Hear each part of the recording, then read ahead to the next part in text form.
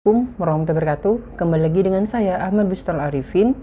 Nah, pada kesempatan kali ini saya akan mencoba untuk memberikan sebuah informasi tentang uji kompetensi kepada Bapak Ibu semua. Nah, untuk kesempatan kali ini saya akan membahas tentang dasar-dasar hukumnya terlebih dahulu. Kemudian nantinya saya akan menjelaskan, atau pada video kesempatan berikutnya saya akan menjelaskan bagaimana langkah Bapak Ibu untuk melakukan sebuah pendaftaran dan melakukan sebuah tes uji kompetensi nantinya. Nah, untuk kali ini saya akan membahas tentang bagaimana Bapak Ibu, seperti apa sih dasar hukumnya. Nah, saya akan jelaskan kepada Bapak Ibu semua. Nah, mohon maaf sebelumnya saya di sini tidak menggunakan sebuah komputer, jadi mungkin nanti ada kata-kata yang salah Bapak Ibu, karena video ini akan saya tidak edit kembali. Jadi saya akan tayangkan apa adanya dikarenakan keterbatasan alat. Nah, di sini saya saat ini lagi dinas luar atau DL. Sebelum Bapak Ibu ke materi, alangkah baiknya Bapak Ibu bisa like, comment, share, dan subscribe channel saya. Kemudian Bapak Ibu juga bisa join di grup Telegram saya di STDD Abah Channel, atau Bapak Ibu juga bisa follow TikTok dan Instagram saya di @abaharvin_. Kali ini Abah Channel telah memiliki sebuah website yang Bapak Ibu bisa kunjungi nantinya di www.abahchannel.com. Langsung saja kita pada pembahasannya. Jadi saya di sini gunakan kamera depan sebagai kameranya Bapak Ibu. Nah, di sini saya pada pematerinya atau pada materinya pembahasan berikutnya.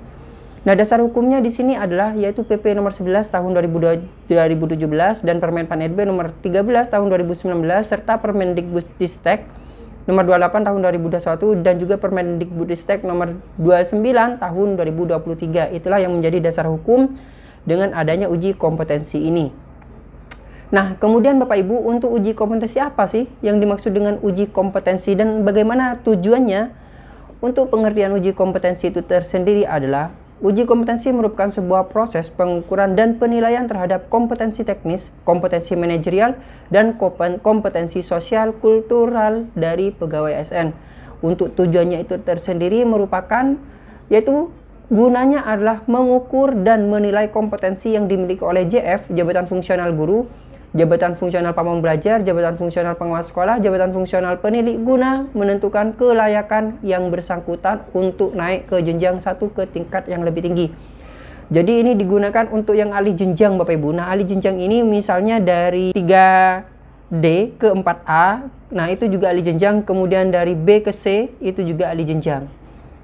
Jadi berubah misalnya dari guru muda ke guru madya atau ke guru utama. Nah, seperti itu loh Bapak Ibu. Nah, langsung ke materi berikutnya adalah penyelenggaraan uji kompetensi.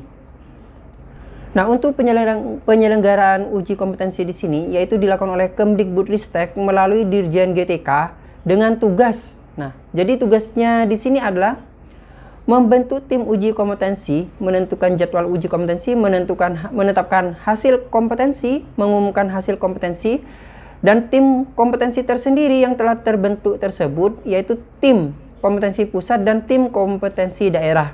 Jadi seperti itu penyelenggaraan uji kompetensi tersebut.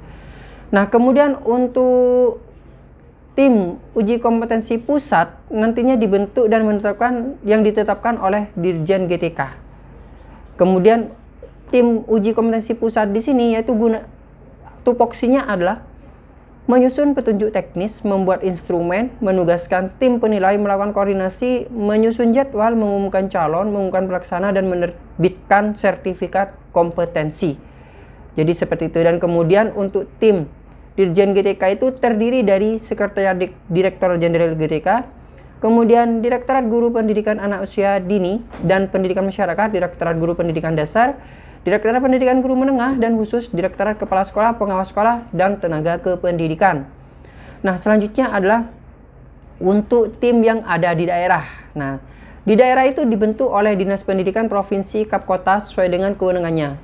Tugas tim uji kompetensi daerah adalah yang pertama, memastikan calon peserta mengunggah dokumen persyaratan. Jadi pastikan tuh Bapak Ibu bahwasanya peserta-peserta itu telah mengupload dokumen, mengunggah dokumen. Kemudian setelah diunggah oleh peserta, maka akan dilakukan proses melakukan verifikasi dokumen calon peserta uji kompetensi. Setelah melakukan pengunggahan, kemudian diverifikasi oleh dinas dan mengusulkan peserta yang lolos verifikasi dokumen. Setelah itu menetapkan tempat uji kompetensi yang kita sebut dengan TUK ini biasanya Bapak Ibu, dan menetapkan pengawas uji kompetensi itu yang dilakukan oleh sekretariat yang ada di daerah. Nah, selanjutnya untuk peserta. Jadi peserta di sini Bapak Ibu. Nah, peserta di sini, peserta uji kompetensi adalah PNS. Jadi siapa saja sih pesertanya di sini? Jadi pesertanya adalah PNS atau jabatan fungsional pengawas sekolah, pamong belajar, atau jabatan fungsional penilai yang akan diangkat melalui promosi untuk kenaikan jenjang jabatan 1 ke tingkat yang lebih tinggi. Jadi PNS, jabatan fungsional guru, jabatan fungsional sekolah, pengawas sekolah, dan pamong belajar penilai yang diangkat melalui promosi untuk kenaikan jenjang jabatan 1 ke tingkat yang lebih tinggi. Nah, kemudian untuk persyaratannya di sini adalah menandatangani fakta integritas, kemudian memenuhi angka kredit kumulatif kenaikan jenjang jabatan masing-masing, kemudian nilai prestasi kerja paling kurang bernilai baik 2 tahun terakhir. Jadi seperti itu Bapak Ibu. Nah, selanjutnya di sini dokumen apa saja yang harus Bapak Ibu upload atau Bapak Ibu unggah nantinya. Untuk dokumennya, nah dokumennya tersebut adalah nanti yang perlu Bapak Ibu unggah, yaitu salinan SK kenaikan pangkat terakhir, fakta integritas, salinan PAK terakhir, dokumen penilaian prestasi kerja paling kurang baik minimal 2 tahun. Jadi ada SK kenaikan pangkatnya, kemudian fakta integritasnya, salinan PAK terakhirnya, dan juga dokumen penilaian SKP. Ini SKP Bapak Ibu, paling tidak 2 tahun terakhir bernilai baik. Dan perlu Bapak Ibu ketahui bahwasanya hasil dokumen ini biasanya nanti dipindai atau di-scan, dan Bapak Ibu pastikan dokumen yang diunggah tidak buram. Pastikan Bapak Ibu mengunggahnya atau scan-nya tidak menggunakan HP, jadi gunakan bisa komputer. Kenapa? Karena agar hasilnya maksimal, sehingga ketika di cross check itu tidak buram dan angka maupun huruf-hurufnya itu bisa terbaca dengan baik, seperti itu. Kemudian materi dan metode uji kompetensi. Nah, untuk materinya di sini Bapak Ibu bisa lihat sendiri bahwasanya kompetensi teknis, kemudian manajerial dan sosial kultural. Untuk uji kompetensi atau metodenya, nah metode yang digunakan adalah uji kompetensi diselenggarakan melalui metode tes berbasis komputer secara daring. Jadi ini secara daring Bapak Ibu dilakukan oleh pemerintah pusat di sana. Nah, selanjutnya uji kompetensi kenaikan jenjang jabatan pamong belajar dan jabatan fungsional penilai. Nah, ini kita bisa loncati. Kemudian alur lini masanya. Jadi alur lini masa untuk guru muda. Di sini Bapak Ibu bisa lihat sendiri bahwasanya tanggal 29 Mei di sini penerbitan SK atau undangan sosialisasi dilakukan mulai 7 sampai 13. Kemudian sosialisasi uji kompetensi ini mulai 6 Juni Bapak Ibu yang di sini. Kemudian sosialisasi pendaftaran uji kompetensinya oleh Dinas Pendidikan di sini 7 sampai dengan 13 Juni.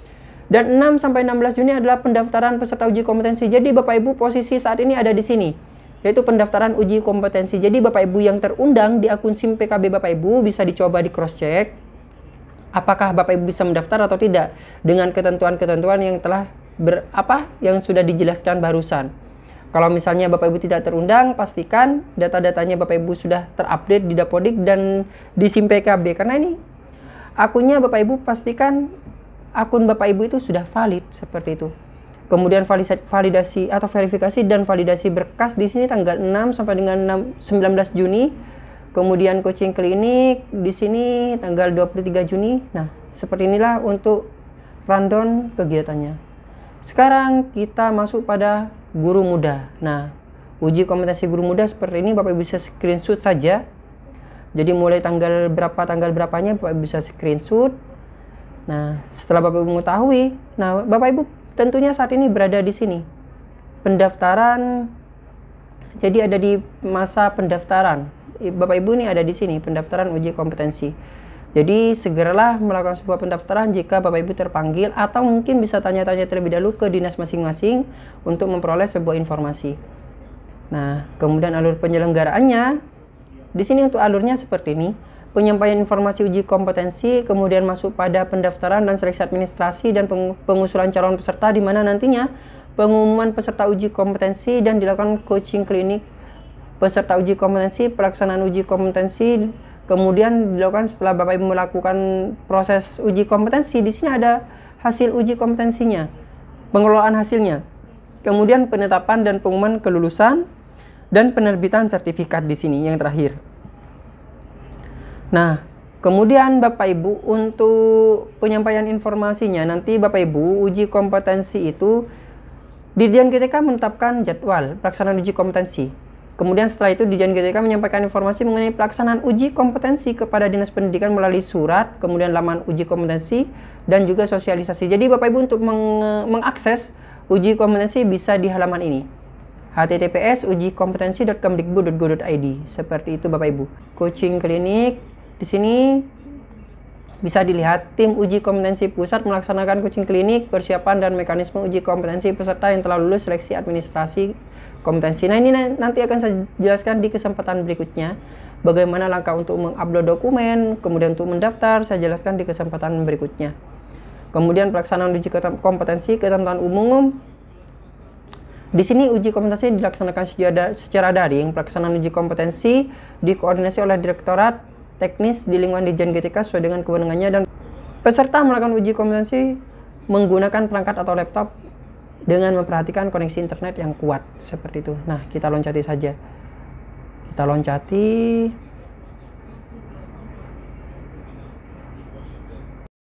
Selanjutnya Bapak Ibu bisa dilihat di sini untuk pengolahan hasil uji kompetensi.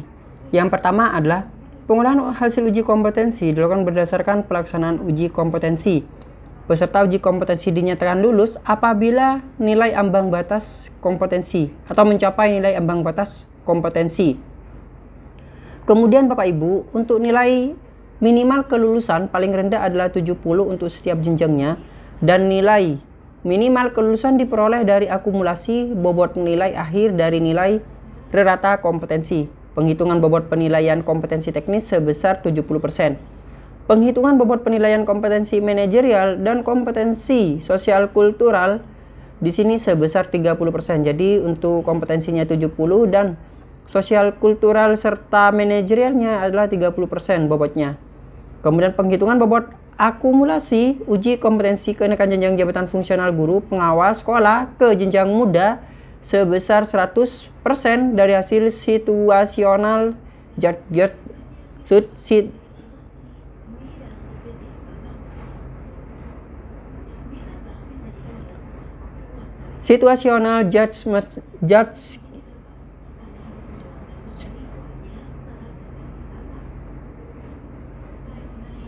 Penghitungan bobot akumulasi uji kompetensi kenaikan jenjang jabatan fungsional guru, jabatan fungsional pengawas sekolah ke jenjang muda sebesar 100% dari SJT Bapak Ibu. Penghitungan bobot akumulasi uji kompetensi kenaikan jenjang jabatan fungsional guru, jenjang jabatan fungsional pengawas sekolah ke jenjang madya untuk masing-masing metode sebagai berikut. SJT sebesar 50% dan IC sebesar 50%. Nah, kemudian ujian ulang. Peserta uji kompetensi kenaikan jenjang jabatan yang belum dinyatakan lulus dapat mengikuti uji kompetensi kenaikan jenjang jabatan di waktu lain yang akan ditetapkan kemudian. Selanjutnya, penetapan dan pengumuman kelulusan adalah penyelenggara. Yang pertama, penyelenggara uji kompetensi kenaikan jenjang jabatan menetapkan hasil kelulusan peserta uji kompetensi kenaikan jenjang jabatan berdasarkan pengolahan hasil uji kompetensi. 2. Penyelenggara uji kompetensi kenaikan jenjang jabatan menyampaikan pengumuman kepada Kepala Dinas Pendidikan yang membidangi pendidikan sesuai dengan kewenangannya melalui surat dan atau melalui halaman ujikompetensi.kemdikbud.go.id. Nah, ini untuk penerbitan sertifikatnya adalah peserta yang dinyatakan lulus uji kompetensi kenaikan jenjang jabatan diberikan sertifikat hasil uji kompetensi. Peserta dapat mengunduh sertifikat hasil uji kompetensi melalui SIM PKB. Penerbitan sertifikat hasil uji kompetensi dilakukan maksimal 30 hari setelah uji kompetensi. Sertifikat hasil uji kompetensi merupakan dasar pertimbangan untuk penerbitan keputusan kenaikan jenjang jabatan. Jadi, sertifikat ini Bapak Ibu, jadi ini uji kompetensi itu gunanya adalah Bapak Ibu untuk memperoleh sertifikat. Seperti itu, sertifikat uji kompetensi. Nah, mungkin sekian yang bisa saya sampaikan kali ini kepada Bapak Ibu semua. Kurang lebihnya saya mohon maaf. Semoga informasi ini bisa memberikan sebuah manfaat kepada Bapak Ibu semua. Bagi Bapak Ibu yang baru menemukan channel ini, jangan lupa Bapak Ibu untuk like, comment, share, dan subscribe channel saya. Kemudian Bapak Ibu juga bisa join di grup Telegram saya di STDDB Channel. Atau Bapak Ibu juga bisa lihat TikTok dan Instagram saya di @barvin_.